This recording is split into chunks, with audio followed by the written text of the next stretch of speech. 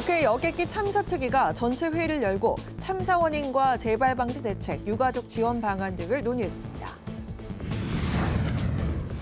국회 내란 혐의 국정수사특위의 3차 청문회에 최상목 대통령 권한대행이 처음으로 출석했습니다. 윤 대통령이 건넨 계엄 관련 쪽지와 마은혁 헌법재판관 후보자 임명 문제가 쟁점이 됐습니다. 국민의힘 권영세 비상대책위원장이 10년 기자간담회에서 당 쇄신에 매진하겠다고 밝혔습니다. 더불어민주당은 5년 내 3% 경제 성장률을 이뤄내겠다며 집권 청사진을 제시했습니다. 대기자의 시선으로 분석해보는 정가동량, 기자, 대기자. 오늘 국회에서 내란 혐의 진상규명 국정수사특위의 3차 청문회가 열린 가운데 증인으로 출석한 최상목 대행과 한덕수 총리가 핵심 쟁점에 대해 어떤 입장을 밝혔는지 살펴보겠습니다.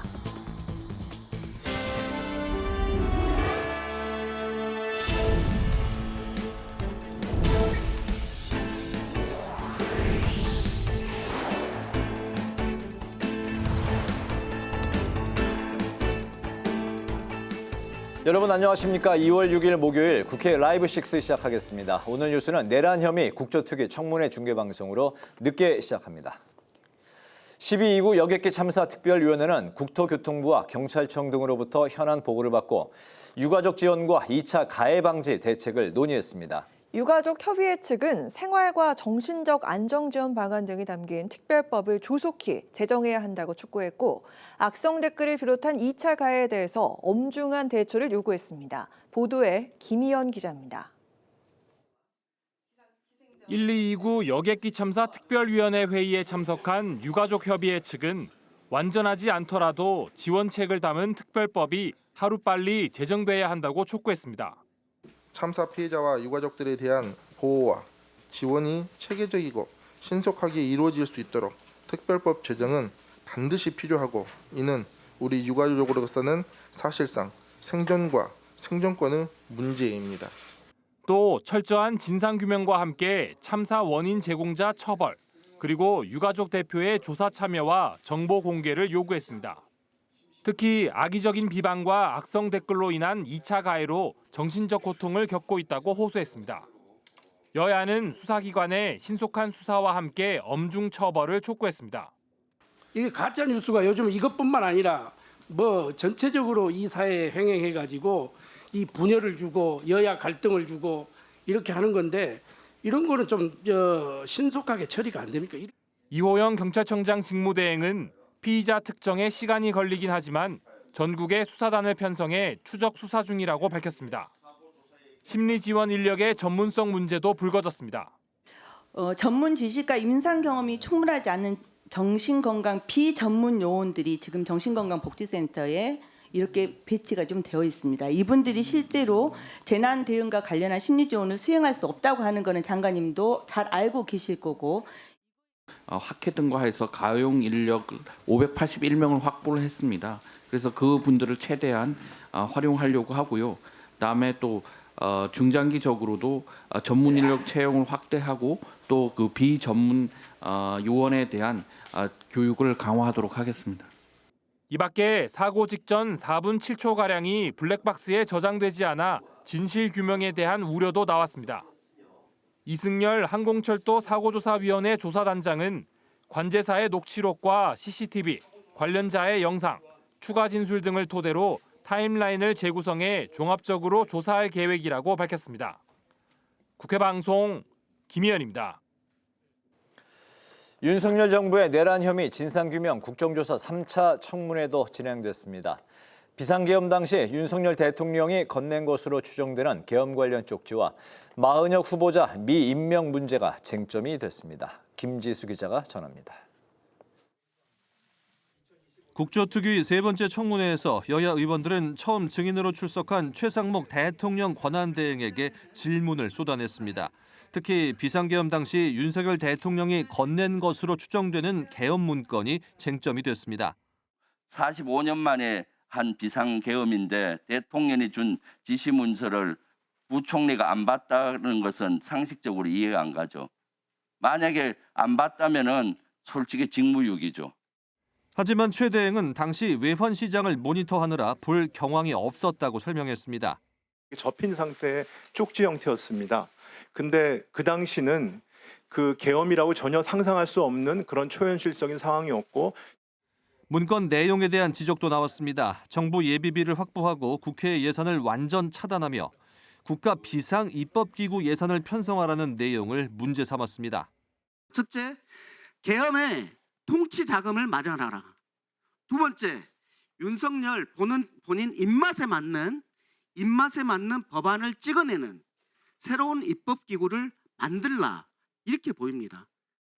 여당은 최상목 권한대행이 마은혁 헌법재판관 후보자를 임명하지 않은 것이 정당하다고 주장했습니다. 국민의힘에서는 인사청문회조차 들어가지 않았어요. 명확히 반대하는 입장에서. 그런 판단 하에서 마은혁 후보는 여야 합의가 되지 않은 후보라고 저는 판단하고 있는데, 또 헌법재판소 재판관들의 정치 성향에 대한 우려의 목소리도 나왔습니다. 그 배우자가 계엄 직후에 윤 대통령 탄핵을 촉구하는 시국선언에 동참했습니다. 이미선 재판관, 친동생 이상희 변호사가 윤석열 퇴진 특별회의 부위원장을 맡고 있고요. 한편 국조특위는 야당 주도로 청문회에 불출석한 김용현 전 국방부 장관과 여인영 전 방첩사령관, 노상원, 문상호 전 정보사령관에게 동행 명령장을 발부했습니다. 국회방송 김지수입니다. 국민의힘 권영세 비대위원장이 취임 한 달을 맞아 신년 기자간담회를 가졌습니다. 권 비대위원장은 당 변화와 쇄신에 대한 입장을 밝히며 경제 자유화에 대한 필요성을 언급했는데요. 대통령 탄핵 심판에 대한 헌법재판소의 공정성 문제도 함께 제기했습니다. 강민지 기자입니다. 권영세 비대위원장은 당 지지율 회복세를 언급하며 지난 비대위 한 달간 당이 안정된 것으로 보인다고 자평했습니다. 다만 이재명 대표와 민주당에 대한 반감 때문이지 당의 성과로 보기는 어렵다며 내부 쇄신 필요성을 강조했습니다. 특히 윤 대통령과의 거리두기보다는 정책 변화를 통한 쇄신이 먼저라는 점을 분명히 했습니다. 제대로 거리를 두어지지도 않는 그런 부분에 대해서 쓸데없는 노력을 하는 것보다는 우리 당이 국민들의 지지를 받을 수 있는 길이 뭔지에 대해서 이거 직접 바로 그렇게 둘러서가 아니라 직접적으로 그 부분에 노력하는 게 필요하다는. 쇄신 방향으로는 경제 자유화를 꺼내들었습니다. 경제 민주화가 국민의힘의 오랜 당원이었지만 이를 오독할 경우 경제 상황은 더 나빠질 수 있다며 이제는 대기업들이 마음껏 활동할 수 있도록 경제 자유화가 필요할 때라고 설명했습니다. 일각에서 제기하는 사전투표 폐지 주장에는 재고해볼 필요성이 있다고 밝혔습니다. 많은 국민들이 의구심을 갖고 있는 만큼 한번 들여다볼 필요는 있다고 말한 건데 여당 지도부에서 사전투표 폐지를 공개적으로 언급한 건 이번이 처음입니다. 굉장히 많은 분들이 그 문제점을 지적하고 있는 걸로 봐서 지금 현재 시스템에 대해서 이 국민들이 그런 어떤 의구심을 갖지 않도록 현재 투표 절차라든지 투표 방법이라든지 투표 제도를 한번 들여다볼 필요는 있지 않겠냐. 권영세 비대위원장은 연금개혁과 관련해 모수개혁부터 결론 낼 수 있다는 입장을 밝혔습니다.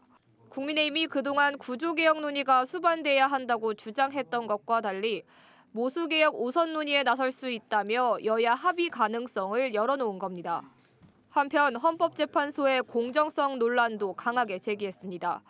문영배 헌법재판소장 권한대행의 탄핵 청원이 하루 만에 10만 명 이상의 동의를 받았다고 강조하면서 헌재에 대한 국민적 불신이 커지고 있다고 비판했습니다. 국회방송 강민지입니다. 더불어민주당 집권플랜본부가 경제 성장에 집중해 5년 내에 3%, 10년 이내에 5%의 경제 성장률을 달성하겠다는 청사진을 제시했습니다.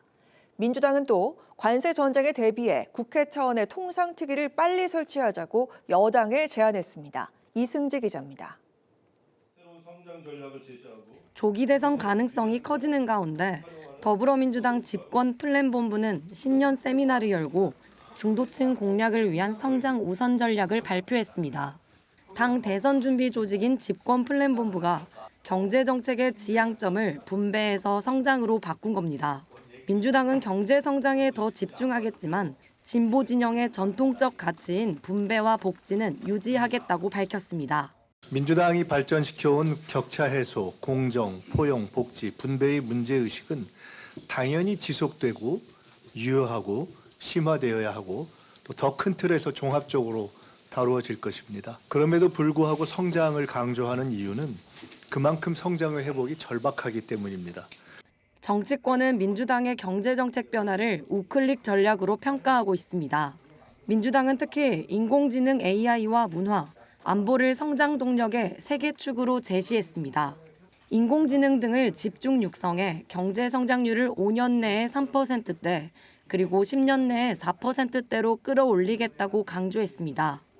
트럼프 2기 행정부가 관세 부과를 본격화하면서 민주당은 경기 침체와 물가 상승이 동시에 발생하는 이른바 스태그플레이션을 우려하고 있습니다.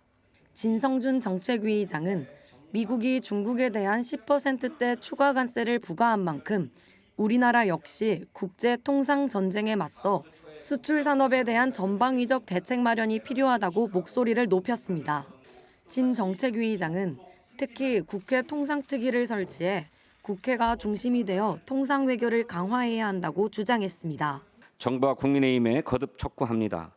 전향적인 자세로 추경 논의에 임하고 국회 통상특위 설치도 즉각 수용하십시오. 국회 방송 이승지입니다.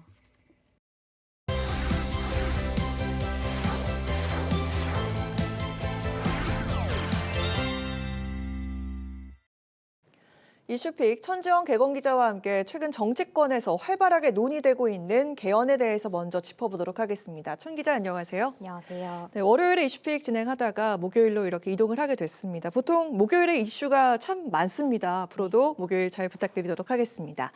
자, 오늘 짚어볼 내용, 국민의힘이 당내 개헌특위를 출범시키겠다고 하면서 개헌 논의를 전면에 띄우고 있는 그런 상황인데요.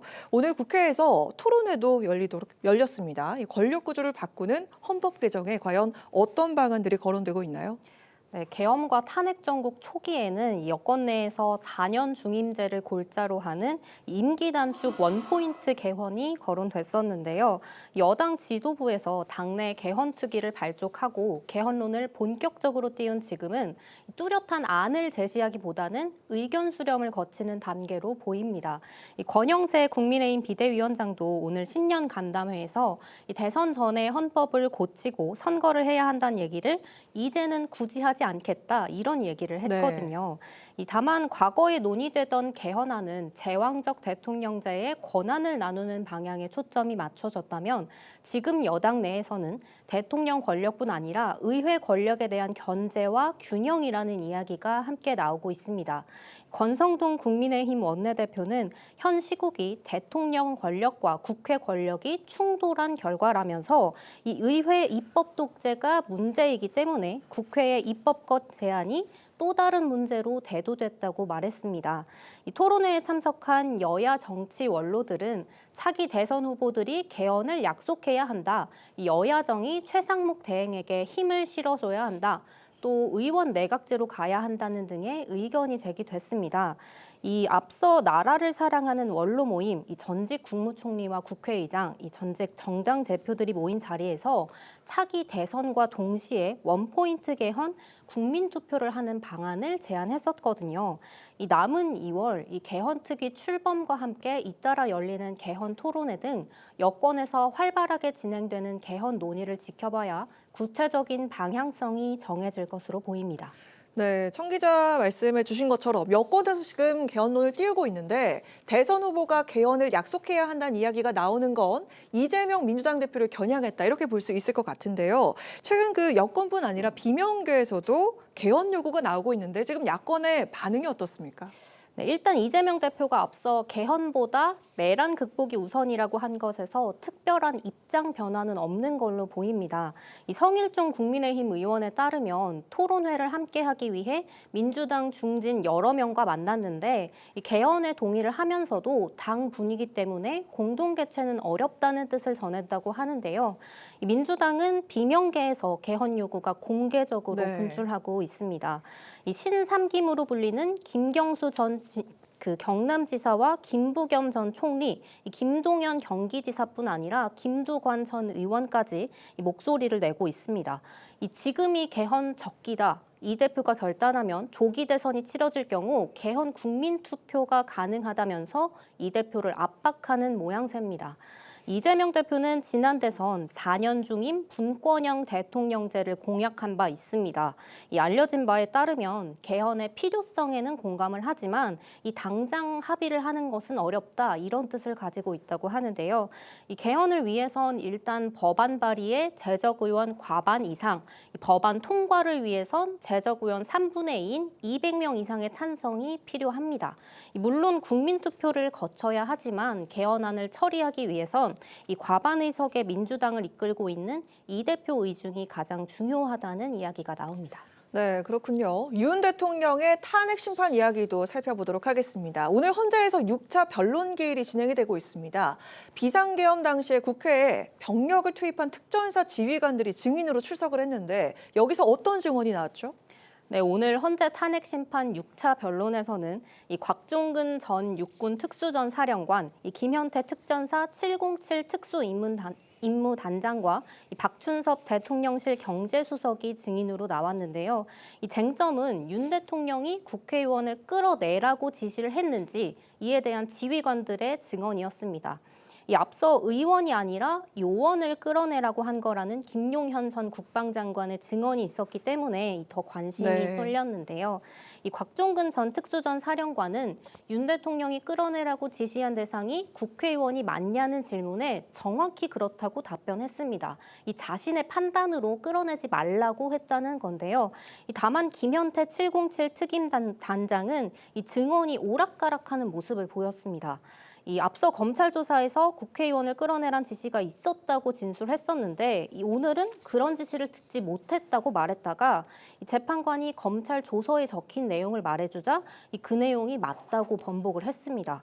김 단장은 증언을 마치고 기자들과 만나서도 검찰 조사에서도 지금 보니 안 맞는 게 있었다 이렇게 말하는 등 이 증언이 이전과 달라지는 모습을 보였습니다. 박춘섭 경제수석은 여야 합의 없이 정부 예산안을 단독 처리한 건 헌정사상 처음이라고 말했습니다. 헌재는 재판부 직권으로 조성현 육군수방사령부 제1경비단장을 증인으로 채택했습니다.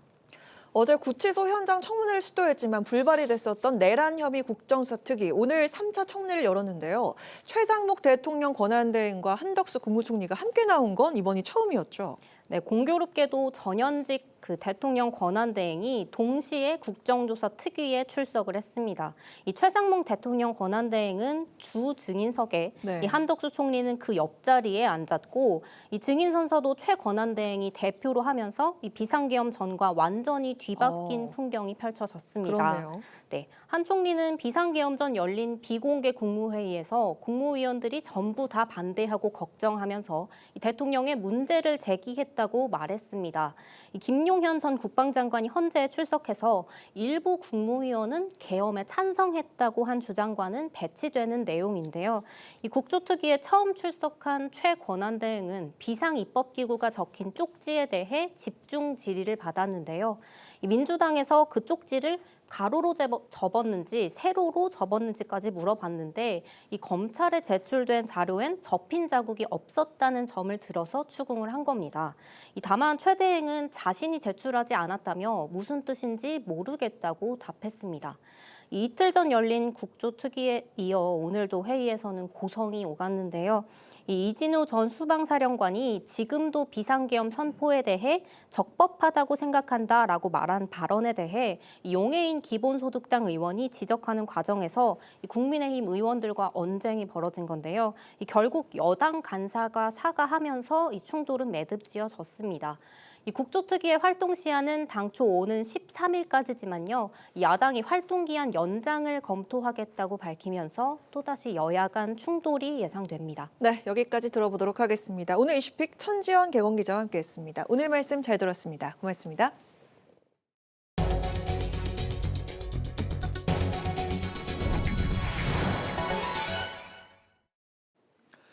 중국 전국인민대표대회 초청으로 중국을 방문 중인 우원식 국회의장이 어제 오후 베이징에서 자오러찌 전인대 상무위원장과 만났습니다. 우 의장은 대한민국은 위기 극복에 자신이 있다며 신뢰를 보여준 중국 지도자들에게 감사의 뜻을 전했습니다. 장정현 기자가 보도합니다. 자오러지 중국 전인대 상무위원장을 만난 우원식 국회의장은 지난해는 한중 양국의 교류가 다양한 분야에서 회복된 의미 있는 한 해였다고 평가했습니다. 또 하얼빈 동계아시안게임이 영내 평화와 안정에 기여하길 바란다고 말하고 비상계엄과 탄핵 정국 이후 우리나라의 회복력을 거듭 강조했습니다. 개가 나서서 바로 막는 또 새로운 민주주의의 역사를 만들었고 지금은 헌법과 법률에 따른 절차에 따라서 처리되고 있기 때문에 대한민국은 전혀 불안정하지 않다. 우 의장은 대한민국은 이 위기를 극복할 것이라면서 신뢰를 보여준 중국 지도자들에게 감사의 뜻을 전했습니다. 식민지를 겪은 나라 중에 선진국 반열에 들어선 유일한 나라라고 하는 자부심이 있기 때문에 이 어려운 과정도 잘 극복할 수 있다. 이렇게 자신 있게 말씀드릴 수 있습니다. 그런 과정에서 대한민국의 신뢰를 그대로 잘 보여주시고 또 많이 걱정도 해주신 중국의 지도자 여러분들께도 다시 한번 감사의 말씀드립니다. 올해 10월 개최될 경주 에이펙 정상회의 홍보에도 나선 우 의장은 시진핑 국가주석의 방한이 성공적으로 이루어질 수 있도록 전인대에서도 관심을 가져달라고 당부했습니다. 이와 함께 올해 광복 80주년, 안중근 의사 순국 115주년을 맞아 중국 내 독립운동 사적지 관리 보존과 안중근 의사의 유해 발굴 협조를 중국 측에 요청했습니다. 자 위원장은 양국의 전략적 협력 동반자 관계가 지속적으로 발전할 수 있도록 추진하자고 화답했고 비공개 회담에서 한중 간 우호 증진을 위해 노력해온 우 의장의 역할에 기대감을 표했습니다. 우 의장은 5일 베이징 동포와 지상사 대표들을 만나 격려하고 개엄 이후 대외 신인도를 높이기 위한 국회의 외교 활동을 설명했습니다. 우 의장은 세계 주요국들의 의장 특사 성격을 갖는 국회 특별 방문단을 파견하고 주한 외교사절 등을 직접 만나 국내 상황을 상세히 설명하고 있다면서 이번에 중국 최고위 인사들을 만나서도 노력을 이어갈 것이라고 강조했습니다. 국회 방송 장정현입니다. 국내 유일의 중증 외상 전문의 수련센터가 정부의 지원금 중단으로 운영에 차질을 빚게 되자 여야가 책임 공방을 벌였습니다. 국민의힘은 지난해 12월 야당이 일방적으로 지원 예산이 삭감된 예산안을 처리해서 센터가 문을 닫을 위기에 처했다고 지적하고 국민에게 사과할 것을 촉구했습니다. 더불어민주당은 당초 복지부와 기재부가 관련 예산을 삭감해놓고 국회에 책임을 떠넘기고 있다면서 추경 편성을 통해 센터 지원 예산을 복원하겠다고 밝혔습니다. 권성동 국민의힘 원내대표가 간첩법 개정이 대한민국의 국익을 지키기 위한 최우선 입법과제라고 강조하면서 이재명 더불어민주당 대표의 적극적인 협조를 요청했습니다. 권 원내대표는 국익을 지키기 위해선 죄의 적용 대상을 북한에서 외국으로 확대하는 간첩법 개정이 시급한데 야당이 협조하지 않아서 입법이 미뤄지고 있다고 지적했습니다. 그러면서 최근 산업 경쟁력 강화를 강조하고 있는 이 대표가 말만 하는 실용주의보다 입법으로 하는 실천주의를 보여달라고 강조했습니다. 더불어민주당이 마약 사건에 대한 상설특검을 추진하는 것을 검토하고 있다고 밝혔습니다. 윤종군 원내대변인은 오늘 정책조정회의 후 중대 범죄인 마약 사건은 사회적으로 파장이 크고 국회 상임위원회에서도 깊숙이 다른 사안이라고 설명했습니다. 윤 원내대변인은 전국이 내란 사태 중심으로 돌아가 마약 범죄가 외면당해선 안 된다는 논의가 있었다면서 곧 의견을 수렴해 당의 입장을 결정할 것이라고 말했습니다. 조국 혁신당이 범야권에 제안한 내란 종식 원탁회의가 다음 주 출범할 것으로 보인다고 밝혔습니다. 김선민 대표 권한대행은 오늘 최고위원회의에서 야당의 실무회의 개최 제안을 통지했고 조만간 회의가 진행될 예정이라고 말했습니다. 특히 원탁회의가 내란을 완전히 종식시키고 탄핵 이후 새롭고 탄탄한 대한민국으로 가는 길을 열어가기를 기대하고 있다고 덧붙였습니다.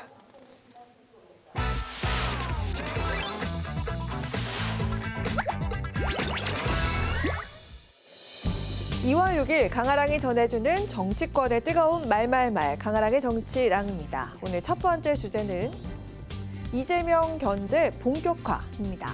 최근 민주당 비명계 핵심 인사들의 행보가 점차 활발해지고 있는 가운데 이재명 대표를 향한 견제 또한 본격화되는 분위기입니다. 김경수 전 지사가 민주당에 복당 신청을 하면서 사실상 차기 주자 경쟁에 뛰어든 점도 눈에 띕니다. 김 전 지사를 비롯한 이른바 신상김으로 불리는 김부겸 전 총리, 김동연 경기지사 역시 연일 이 대표를 향해 쓴소리를 내고 있습니다. 똘똘 뭉치는 과정에서 그로 인해서 상처받는 분들이 생겼는데 그분들은 끌어안아야 되는 거 아니냐. 그렇지 않고 우리가 어떻게 대선에서 이기겠느냐. 과거에 어려울 때도 보니까 법원을 믿고 국민을 믿고 그렇게 했을 때다 이 대표한테 좋은 결과가 왔거든요. 그렇게 가는 것이 오히려 정도가 아닐까 그렇게 생각이 되네요. 실용주의가 목표이자 가치가 될 수는 없다. 이에 유시민 작가를 비롯한 친명계 인사들이 적극적인 방어에 나서며 이 대표를 겨냥하는 비명계 대권 주자들을 비판하고 나섰습니다. 그것이 무슨 뭐 총칼로 이룬 일급 체제도 아니고 검찰 권력을 행사한 것도 아니기 때문에 그 순기능을 인정하고 시작을 해야지. 그 이재명 대표의 그런 고난 극복 이 길에 대해서 다들 동의하고 있는 지지자들에게 상처 주고 시작하면 곤란하다. 임종석 비서실장은 누가 되든 정권 교체에 대한 확신은 흔들림이 없어야 한다면서 대선 일정이 확정되기 전인 지금이 통합의 골든타임임을 강조하기도 했습니다. 그렇다면 민주당 출신으로 현재 국회 유일한 무소속 의원인 김종민 의원이 제3자로서 바라본 민주당 상황은 어떨까요? 뭐 이재명 대표나 민주당에서 보기에도 뭔가 부족하다. 민주당과 이재명 대표가 확실한 대안으로 국민들의 민심을 모으고 있느냐. 이 점에서는 아마 민주당 내에서도 야 이거 뭔가 좀 이상하다. 뭐가 좀 안 모이고 있다. 이런 느낌이 들 거예요. 신뢰가 아직 확실치 않다는 거. 이 점이 가장 큰 문제고. 이 대표의 입장에서 본다면 현재 비명계 다양한 목소리가 향후 확장성과 포용 의지를 보여줄 기회로 작용할 수 있다는 예측도 나오고 있습니다. 이 대표를 향한 핵심 인사들의 입단 견제가 민주당 내에 어떤 효과로 발현될지 귀추가 주목됩니다. 이어서 오늘 두 번째 주제는 한동훈의 경쟁력입니다. 야당에 비해 국민의힘은 당 내에서 조기 대선 얘기를 조심스러워하는 분위기지만 차기 주자들 사이에서 은근한 물밑신경전이 불붙고 있다는 관측이 나오고 있습니다. 그중 복귀가 임박한 것으로 전해지고 있는 한동훈 전 대표에 대한 재등판 여부와 그 경쟁력, 정치권은 과연 어떻게 내다보고 있을까요? 마이너스 정치 또 하는 거죠. 상당 부분의 지지자들이 지금 탄핵의 부당성을 외치기 위해서 여의도에서 광장에서 외치고 있는데 나는 그런 거 관계없고 조기 대선 대통령은 탄핵될 거야. 그 다음은 나야. 이 정치에 박수칠 우리 당 지지자 별로 없다. 국민들이 이렇게 힘들게 했는 장본인이 국민의힘 지지자는 한동훈이라 보는 겁니다. 대통령 후보 나온다고 별로 의미도 없고 정치 지형에도 영향 없다. 그렇게 보시면 그냥 사라질 사람이다. 하지만 대권 상황에서 이른바 별의 순간을 수차례 언급했던 김종인 전 위원장은 계엄 선포 당시 즉각 반대에 나섰던 한 전 대표의 용기를 치켜세우며 그의 역량을 호평했습니다. 이 계엄을 막겠다고 선언을 하더라고. 그 사실은 여당의 대표로서 굉장히 용기 있는 소리라고요. 등판을 하고 나면 아마 지지도가 상당히 결집이 될 거라고 봐요. 지난번에 63%의 그 지지도가 나는 완전히 사라졌다고 보질 않아요. 최근 40대 기수론을 내세우며 대선 출마 의사를 밝힌 이준석 의원. 한 전 대표와 같은 듯 다른 행보로 중도층을 잡을 젊은 보수주자로 꼽히고 있는 점을 의식한 탓일까요? 한 전 대표의 경쟁력을 이렇게 평가했습니다. 한동훈 대표는 정치 재개 선언을 하기 직전에 컨셉이 잘못 잡힌 게 아닌가 이런 생각이 듭니다. 53세면은요. 예전 같으면은 손자볼라입니다. 53세가 젊다고 하고 다니는 게 여의도 사투리의 극한입니다. 큰 당을 이끄는데 성과가 좋지 않다. 그러면 굳이 세 번째 기회를 주는 것은 잘 안 합니다. 정당에서. 당내 여전한 부정적인 시각을 비롯해 예전 같지 않은 지지율, 조직력의 한계 등 한 전 대표에게 주어진 녹록치 않은 과제들이 적지 않은데요. 설왕설래 중인 한 전 대표의 재등판 성공 여부에 이목이 집중되는 이유기도 합니다. 지금까지 강아랑의 정치랑이었습니다.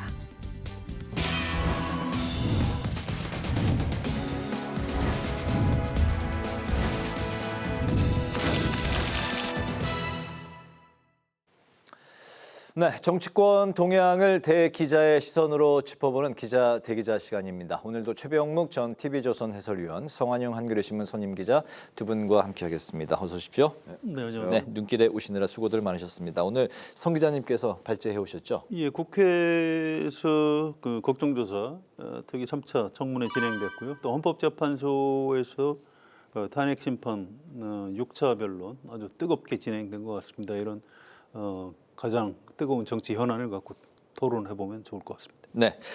오늘 국회 내란 혐의 국조특위 3차 청문회가 이어졌습니다.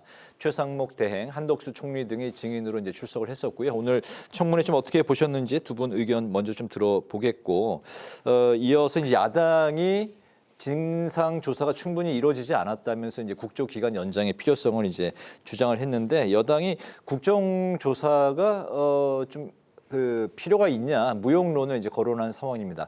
국조 연장의 필요성까지 두 분의 좀 생각 들어볼까요? 예. 최 의원님. 자, 오늘 국정조사 특위 이제 3차 청문회를 했다고 하는데요. 저는 사실 3차 청문회를 할 때까지 그 언론 매체들을 통해서 주요한 기사가 다뤄지는 걸 별로 본 적이 없어요. 네. 왜 그럴까요? 중요한 얘기들이 거의 나오지 않았기 때문이다. 네. 또 그 이유는 왜 그러냐? 대부분의 이 그 비상계엄이나 아니면 이른바 내란 혐의라고 하는 그 주요 업무 종사자들이 다 구속이 돼 있어요. 그리고 또 핵심인 뭐 윤석열 대통령이나 김용현 전 장관은 그 사실은 이 청문회를 거부했어요. 그렇기 때문에 핵심적인 내용들이 없는 상황에서 청문회를 계속하는 것이 무슨 의미가 있는가? 네. 그러니까 이제 언론도 이 청문회에 별로 주목을 하지 않고 있고, 그러다 보니까 청문회가 도대체 이루어지고 있는 건지 아닌지 뭐 이것조차 불투명한 상황이 됐다. 이렇게 저는 생각을 하기 때문에 이런 청문회를 지금 연장한다고 해서 무슨 특별한 일이 있는가? 뭐 이렇게 판단이 됩니다. 네, 특별한 이야기가 이제 더 이상 뭐 추가되지 않고 있는 상황에서 국조특위의 연장이 뭐 필요한 사안이냐 이게 말씀하셨습니다. 국회 국정조사는 이제 불가피하죠. 이게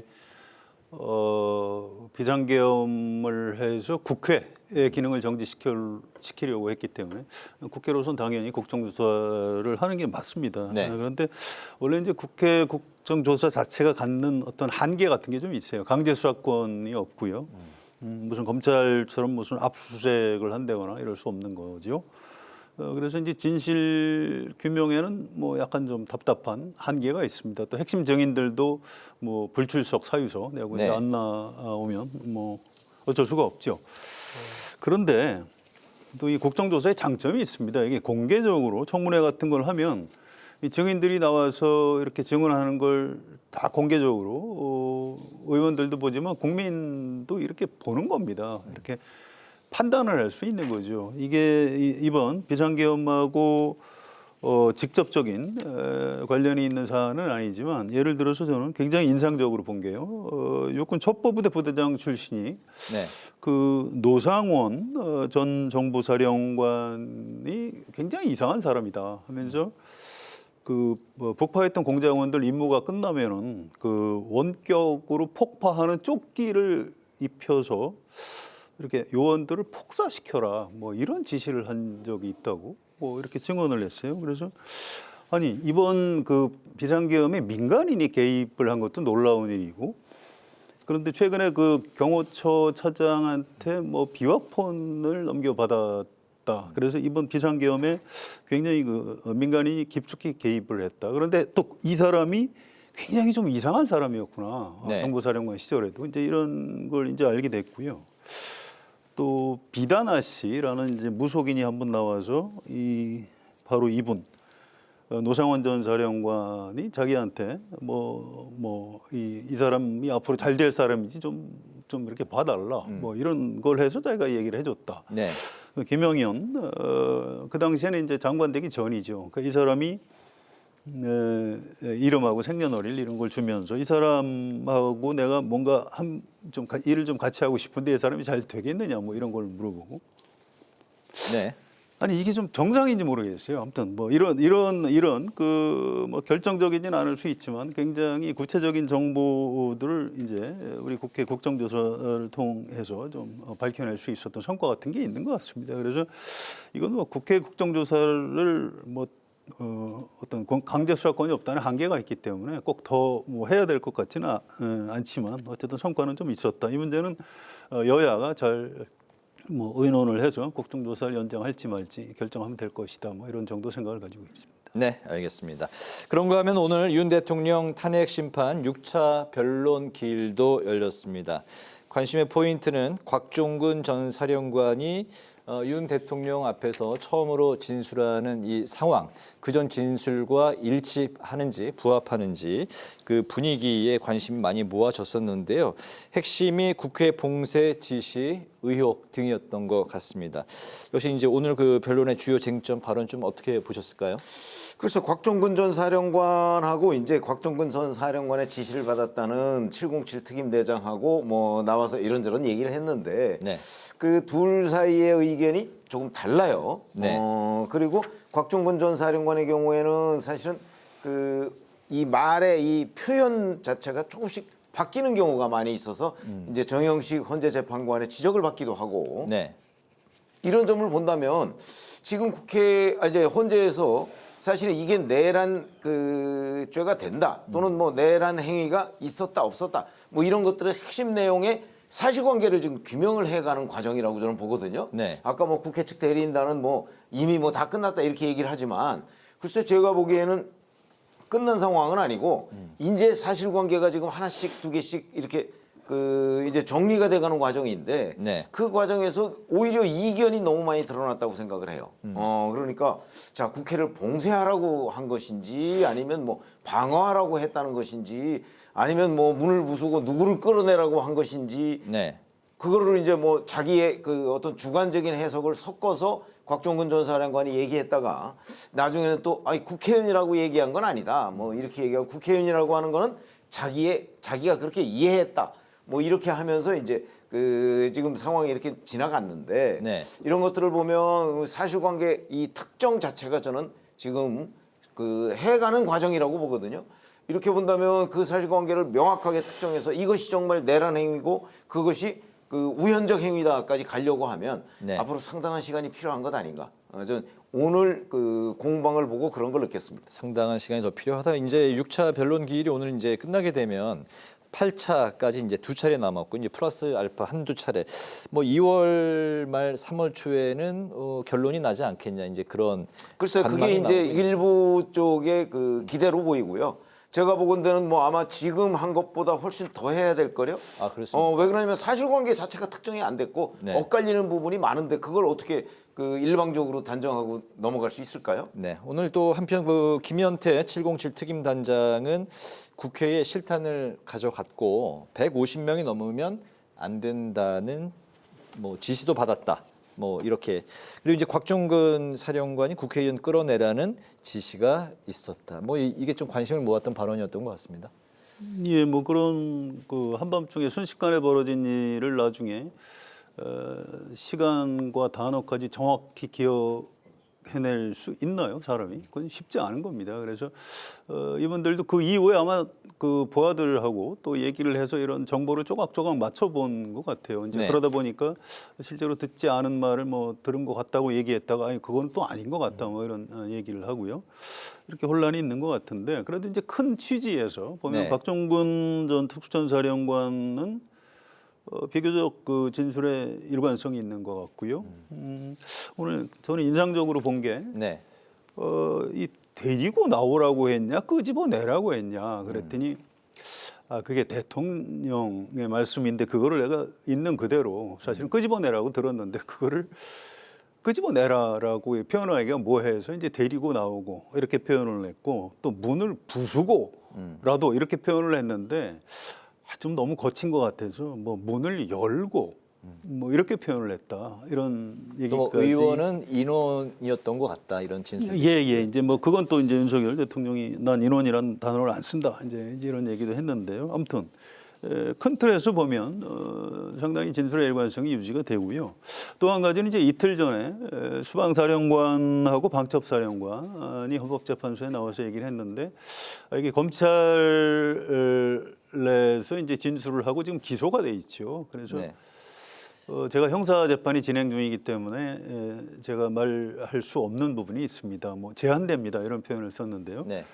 그러니까 이제 헌법재판소 재판관들이 근데 그 검찰에서 그 조서 작성할 때 변호사 입회 하에 다 확인하고 사인 서명 날인한 거냐 이렇게 물어보는 장면이 있었습니다. 이제 그 얘기는 이 헌법재판소 법정에 대법정에 나와서 직접 이렇게 얘기한 걸로는 이제 부족하다는 거를 헌법재판관들도 아는 것 같아요. 그래서 검찰 쪽 수사 기록을 넘겨받아서 그것까지 참고를 해서 우리가 판단을 하겠다 이런 네. 취지 같습니다. 그래서 아까 이제 최 의원님 말씀하신 거하고 저는 약간 다르게 보는데 이게 큰 줄기에서는 그렇게 길게 끌지 않을 것 같다 이런 생각이 들고요. 네. 이 사건 초기에 헌법재판소에서 신속하고 공정하게 탄핵 심판을 진행하겠다 이런 표현을 썼습니다. 공정하고 신속하게 이렇게 얘기 안 하고 신속하고 공정하게 뭐 둘 다 중요한 가치긴 네네. 하지만 이 대통령 직무정지라는 굉장히 그 비정상적인 상황이 오래 가도록 하지는 않겠다 이런 생각을 기본적으로 헌법재판소에서 하고 있는 것 같습니다. 네. 그래서 조금 이렇게 서둘러서 물론 이제 방어권도 보장을 해야 되겠습니다만 그렇게 늦어지지 않게 결정을 할 것 같고요. 오늘 그 윤석열 대통령이 이제 한 사람 증언 끝나면 이제 직접 증언은 못 하고 대신 본인의 의견 같은 걸 진술할 수 있도록 이렇게 돼 있는데 오늘 굉장히 좀 인상적인 게 이게 이제 공작서를 제기를 했어요. 그러니까 홍장원 국정원 1차장하고 이제 이 특수전사령관 박중근 사령관. 네. 이걸 가지고 뭐 내란 공작, 탄핵 공작이 있었던 것 같다. 물론 이제 이분들이 이제 민주당 의원들하고 미리 접촉하고 뭐 이런 것 때문에 신뢰도에 좀 의문이 있다. 뭐 이렇게는 표현을 할 수 있는데 아니 이걸 가지고 공작이 있었던 것 같다. 뭔가 다분히 의도가 있었던 것 같다. 이렇게 표현하는 걸 보고 좀 굉장히 깜짝 놀랐고요. 네네. 또 이게 상식적인 거 아닙니까? 우리가 12월 3일 밤에 헬기가 날아와서 국회에서 군인들이 와서 유리창 깨부수고 들어가고 우리 전 국민이 본 장면이 있는데 뭐 본인 아무 지시도 안 했다고 하고 네. 뭐 아무 일도 없었는데 뭐 호수의 달 그림자 뭐 이런 표현이나 쓰고 그럼 12월 3일 밤에 벌어진 거는 유령들이 다 한 건가? 하여튼 상식적으로 너무 발뺌을 심하게 하는 것 같아요. 의원이 아니고 요원이라고 했다고 그러고 국정원 1차장한테 그게 정치인들 얘기한 게 아니고 간첩을 잡으라는 얘기를 했다. 아니 그걸 지금 우리 보고 믿으라는 건지. 네. 하여튼 이건 재판관들이 판단할 거고요. 하여튼 온 국민이 지금 지켜보고 있는데 제가 볼 땐 좀 심하게 표현하면 좀 너무 좀 뻔뻔한 것 같습니다. 네. 발뺌이라는 이제 표현 쓰셨는데 일체를 좀 이제 부정하는 그런 윤 대통령 측의 전략 아니냐 말씀하셨고 또 2월 13일이 이제 8차 변론이 이제 종료가 되는데 앞으로 좀 별로 길게 끌 것 같지는 않다. 글쎄, 뭐 제가 보기에는 그건 이제 민주당 쪽의 시각인 것으로 보이고요. 우선 사실관계가 지금 정리가 안 돼 있다니까요. 그런데 안 돼 있는데 윤석열 대통령 말은 무조건 거짓말이야. 이렇게 단정하고서 그냥 원님 재판식으로 내재를 알렸다 이러고서 헌법재판소가 끝낼 수 있을까요? 전 그렇게 못 끝낼 것으로 보고 있습니다. 네. 왜냐하면 이게 그 일반 그 판결 같으면요. 그 뭐 합의부에서 뭐 판사들하고 이렇게 해서 하나의 의견을 내지만 헌법재판소는 그렇지 않거든요. 서로 의견이 다르면 그 다른 의견을 취합해서 몇 대 몇 이렇게 하도록 돼 있습니다. 네. 그렇기 때문에 여기에 뭐 이제 뭐 문영배 헌재소장 권한대행 같은 경우 또는 뭐 민주당 쪽 추천 뭐 이렇게 한 사람들은 일찍 끝내고 싶을 거예요. 지금 현재 그런 움직임도 보이고 있고요. 그렇지만 뭐 윤석열 대통령이 그 지명한 사람도 있고. 네. 그다음에 다른 뭐 일부 좀 그 중립적으로 보이는 헌재 재판관들도 있고 그런 사람들이 지금 이런저런 질문을 그 이제 정원대에 나온 사람들한테 하고 있단 말이죠. 근데 그 결론을 보면 정확하게 이 사람 말이 맞는 경우도 있고 저 사람 말이 맞는 경우도 있다. 이렇게 지금 이렇게 한참 뭔가 분류를 하고 있는 그 과정인데 글쎄 뭐 국회 측 대리인단처럼 나와서 자 윤석열 대통령 이 말은 이건 다 사실이 아닙니다라고 하고 결정을 과연 내릴 수 있을까? 조기에 저는 불가능하다고 봅니다. 네, 양측이 때문에 이제 시간이 걸린다는 의미죠. 네, 퍼즐을 맞춰가는 과정에서 앞으로도 이제 심판 기일이 좀 적지 않게 소요가 될 것 같다 말씀하셨고 아무리 늦어도 4월 한 초순 정도까지는 더 이상 늦추기는 어려울 겁니다. 헌법재판관 2명의 임기가 종료된 4월 18일, 18일 이전에 임기가 종료되기 네. 때문에 네. 그때 박근혜 대통령 탄핵 때도 이제 그랬거든요. 사실 재판관 임기가 끝나면 지금 뭐 새로 임명할 수도 없고요. 대통령 몫인데 그걸 권한대행이 임명할 수 있느냐 또 다른 문제가 생깁니다. 그래서 네. 또 이 탄핵 소추 언제 됐죠? 좀 상당히 시간이 벌써 흘렀습니다. 그래서 아무리 늦어도 4월 초 정도에는 결론을 심판을 내리지 않을까 이렇게 예상이 됩니다. 알겠습니다. 방금 이제 문영배 헌재 소장 권한대행 말씀을 하셨는데 바로 이제 이분의 탄핵을 요구하는 국회 국민동의 청원이 국회 이제 법사위에 이제 회부가 됐습니다. 조건이 한 달 5만 명 동의 기준인데 그걸 이틀 만에 이제 넘겼기 때문인데 이제 법사위가 안건을 본 회의에 또 이제 상정할지 여부를 이제 결정하게 됩니다. 문영배 권한대행의 사퇴 요구 공방, 공정성, 편향성 공방 하실 말씀이 많으실 것 같은데 이게 사실은 지난번에 이제 정청래 법사위원장이 윤석열 대통령 탄핵을 이제 직접적으로 못 하니까 뭐 탄핵 청원 청문회 뭐 이런 걸 통해서 이제 하는 바람에 이게 갑자기 청원 제도가 저는 정치화됐다고 생각하거든요. 네. 그러니까 정치가 청원 제도를 오염시킨 것이죠. 저는 그 여파로 지금 이제 그 문영배 헌재 소장 권한대행도 지금 여기까지 왔다고 생각을 합니다. 저는 탄핵 청원 이 청원 제도라는 것이 네. 이런 뭐 청원 청문회 뭐 이런 식으로 다른 탄핵이나 이런 걸 제대로 추진하지 못할 때 어떤 우회로로 선택할 수 있는 영역은 아니라고 생각을 해요. 청원은 그냥 청원이죠. 네. 뭐 법률안을 이렇게 만들어 달라 또는 뭘 어떻게 해달라 그 정도에 그쳐야지 그걸 가지고 뭐 탄핵 제도나 이런 거를 이렇게 좀 우회해서 어떻게 공세를 펼 수 있는 이거는 아니라고 보거든요. 그래서 네. 첫 단추부터 잘못 깨인 거고요. 그 연장선상에서 보면 문영배 헌재 소장 권한대행에 대해서 이렇게 탄핵 청원 청문회식으로 해서 뭐 10만 명을 모았다. 이것도 역시 정치 공세성에 불과하다. 이런 것들은 사실은 처음부터 없었어야 될 일이다 이렇게 생각합니다. 네, 알겠습니다. 네. 뭐 저도 비슷한 의견이에요. 이게 이제 헌법재판소 재판관들에 대해서 이제 정치 공세 정도는 할 수가 있는데 이걸 그렇다고 무슨 탄핵을 하라 이건 말이 안 되는 거죠. 헌법재판소 재판관들은 이 다양성 자체가 기본입니다. 그래서 대통령 셋, 국회 셋, 대법원장 셋 이렇게 몫을 나눠준 거고요. 역대 헌법재판소 재판관들이 항상 보수, 뭐 진보, 중도 이렇게 섞여 있었습니다. 그래서 뭐 결정도 보면 사실은 9대0 이렇게 나오는 경우 별로 없어요. 뭐 5대4 이렇게 엇갈리기도 하고요. 그런 네. 겁니다.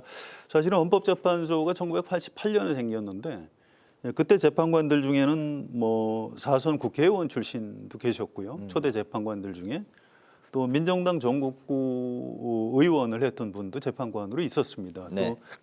또 지금도 이제 독일의 경우에는 독일이 우리하고 비슷하죠. 근데 헌법재판소 재판관들이 당적을 가진 경우가 꽤 많이 있습니다. 그래서 정치하고 뭐 전혀 관계없는 사람들이 재판을 해야 되냐 이건 사법부 대법관하고 또 다른 거예요. 헌법재판소 재판관들은 정치적 다양성이 있는 게 정상인데 문영배 헌법재판소장 권한대행을 비롯해서 재판관들에 네. 대해서 좀 심하게 이념 공세를 하고 있는 거는 헌법재판소 제도의 기본 취지를 잘 몰라서 그렇게 하는 것 같은데 뭐 다행히 최근에는 좀 약간 누그러진 것 같습니다. 그래서 이제 헌법재판소라는 게 가장 어떻게 보면 대법원보다도 더 상위에 있는 기관인데 그런 법과 질서에 대한 마지막에 보루라고 할 수 있습니다. 그래서 기존 질서를 좀 존중을 해줘야 대한민국 공동체가 유지될 수 있는 거니까 좀 금도를 좀 보여줬으면 참 좋을 것 같습니다. 네, 본회의까지는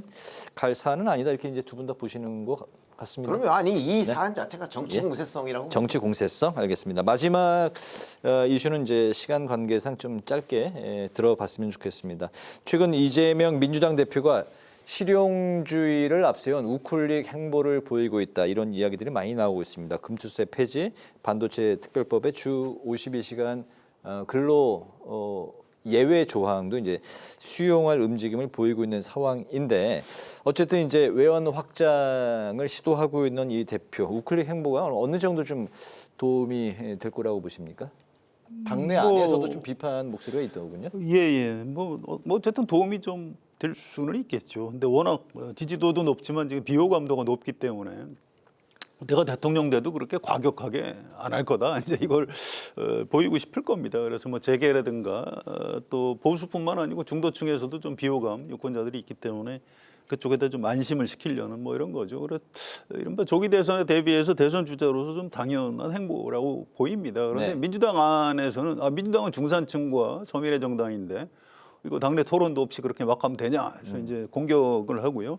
또 노동계에서 이제 비판을 하고 있습니다. 그럼에도 불구하고 나는 실용주의로 가겠다.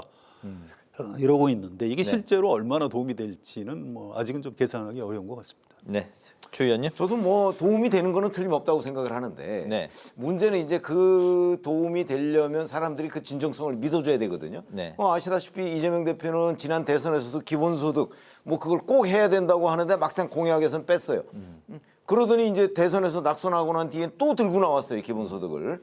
그래서 워낙 그 좀 오락가락하는 측면이 많기 때문에 아마 이 부분에 대한 진정성 문제도 실제 이제 실행에 옮길 경우에 아마 유권자들로부터 많은 의문점을 안게 될 것이고 공방의 대상이 될 것이기 때문에 네. 본인이 기대하는 만큼의 성과는 없을 것이다. 이렇게 봅니다. 그렇게 보시는군요. 오늘 마무리로 두 분의 한 줄 논평 듣겠습니다. 최 의원님부터 들어보도록 하죠. 아까 제가 헌법재판소 관련한 얘기를 하면서 그런 말씀을 드린 적이 있었는데 이게 뭐 서로 의견이 엇갈리고 그러면서 사실관계가 당초에 예상했던 것보다 훨씬 더 복잡해지는 경향이 있어요. 네. 그래서 이제 한 줄 논평은 꼬이는 헌재 탄핵 심리로 하겠습니다. 네, 성 의원님. 이재명 대표 좀 전에 우리가 얘기했는데 뭐 중도 확장을 열심히 하고 있습니다. 그래서 뭐 당연한 거고요. 그런데 국민의힘은 좀 정반대로 가는 것 같아요. 지금 중도가 아니고 오히려 더 뭐 윤석열 대통령 고정 지지층을 의식해서 그런지 뭐 면회를 당 지도부 두 사람이 같이 가면서 뭐 개인 자격으로 갔다고 하고 뭐 당 지도부가 개인 자격이 어디 있겠습니까? 그래서 그럼 윤석열 대통령이 이러다가 헌법재판소에서 파면 결정이 나오면 선거를 치러야 될 텐데 그럼 국민의힘은 지금 선거를 치를 생각이 없는 건지 이재명 대표 뭐 용반하고 있을 때는 아닌 것 같아요. 좀 약간 안타까운 마음에 네. 오늘 한 줄 논평 국민의힘은 중도 확장 안 하나? 라고 하겠습니다. 알겠습니다. 오늘 기자 대기자 이제 마무리하겠습니다. 지금까지 최병록 전 TV조선 해설위원, 성환용 한겨레 신문 선임 기자 두 분과 함께 오늘의 전국 현안 살펴봤습니다. 오늘 말씀 잘 들었습니다. 감사합니다. 오늘 국회 라이브 6도 여기서 마치겠습니다. 시청해 주신 여러분 고맙습니다.